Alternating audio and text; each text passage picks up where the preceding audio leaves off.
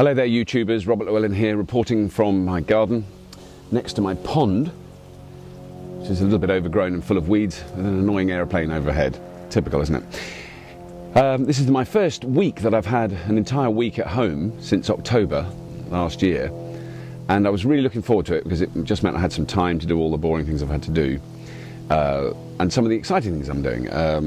I'm working on a new book. I'm organising some TV work for later this year and early next year. Hearing more news about the new Red Dwarf, which I'm not going to divulge just at the moment. So one of the things we're doing, if it works, will be just amazing. I mean, I'm really looking forward to doing it. It's quite brave. It's quite different.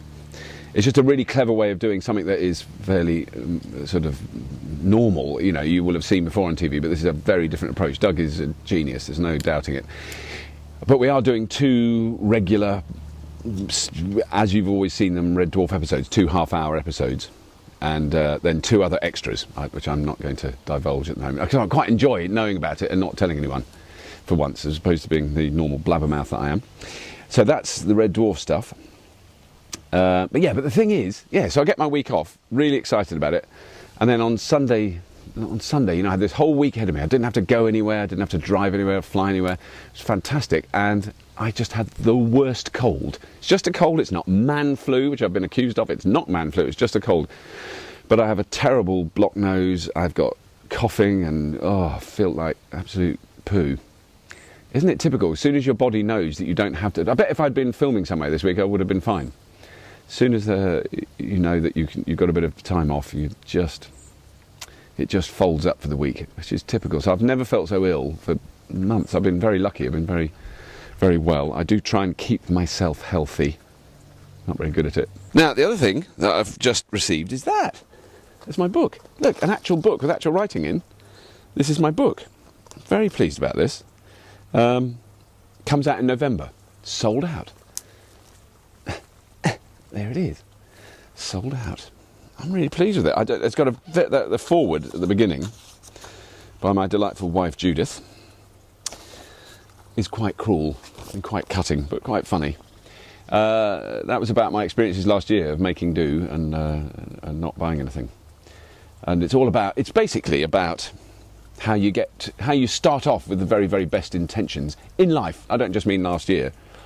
You know, of being different and radically, you know, challenging the status quo and the accepted norms of society, and you want to be different, and you end up sort of, in lots of ways, worse than the people I would have criticised as a teenager. I had this idea years ago. I was working down in my shed. I had this idea if my 18-year-old self walked down this path and saw the me of, you know, as I was then, probably in my mid-40s, what would he have thought? You know, that was, you know, because I was of such a radical makeup in my youth.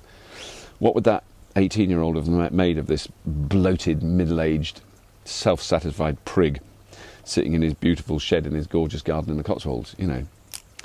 It was a bit of a chilling moment, a sort of wake-up call, really, just to have a look at what you do with your life. It's very easy to get sort of caught up in the trials and tribulations of everyday life and not look at the bigger picture. It's a really hard thing to do. I mean, I don't ever criticise anyone who doesn't do it. It's a really tough thing to do. It takes you out of your comfort zone. But, you know, you've got to keep going. And when you've got a family and commitments, you've just got to keep at it and just try not to do too much damage in the world. But it's increasingly difficult. Next week I'm flying all over the sort of everywhere, filming a new documentary for Channel 5, which is, you know, it's great, and I'm really pleased I'm doing it. It's a really exciting project. I'll tell you about it when I've done it, but it's different, very big change for me. It's not the same sort of thing I've been doing recently. But to quickly plug the shows that I'm doing at the moment, which I'm amazed at how successful it is, well, there's on Thursday nights on Channel 5 in the UK, and on Discovery definitely is the new series of How Do They Do It, which has been amazing, some really good stuff. Marmite in particular. How do they make Marmite? Now I know. I still like Marmite, but I must admit I never knew that's how it was made. But then on Monday nights at 7:30 is Top Trumps on Channel 5. Sorry, Monday nights 7:30, Channel 5, Top Trumps, which has been a remarkably successful show. A show I do co-host with a lovely man called Ashley Hames, who's a very nice guy. As one of the local ladies that lives around us had mentioned the other day, she finds it pleasant to watch because Ashley is easy on the eye. It's very popular with the ladies. So they've got the old git that they know and this nice handsome young man. So that's very good. And he's great. He is very good, very funny guy. Seems to work very well. So that's worth catching. And the other thing that I always forget to mention, which all the sort of really good online socially aware people who do all that social interaction, what's that called, you know, all those things like Facebook and MySpace and everything. Twitter, I do regularly update my Twitter page, or whatever it's called. It's not even a page, a Twitter thing. You can find me on twitter.com/BobbyLew, BobbyLew. And you can follow me on Twitter, which you're meant to say so that more people follow you. And people do follow me. It's amazing. And when I ask questions on Twitter, people answer. I love it. Really good, Twitter. So that's really all I wanted to say. It's just a quick update. I really wanted to do a Professor Vivian Alice this week, but when I pull the face and get into the character, I start coughing because I've got such a bad chesty, throaty cough at the moment. And I did have a go at just trying to practice something of Professor Alice, and it just didn't work. I might try and do one later in the week, because I want to get a Professor Alice in, because I'm away from home for a couple of weeks soon, so I won't be doing any YouTubeage.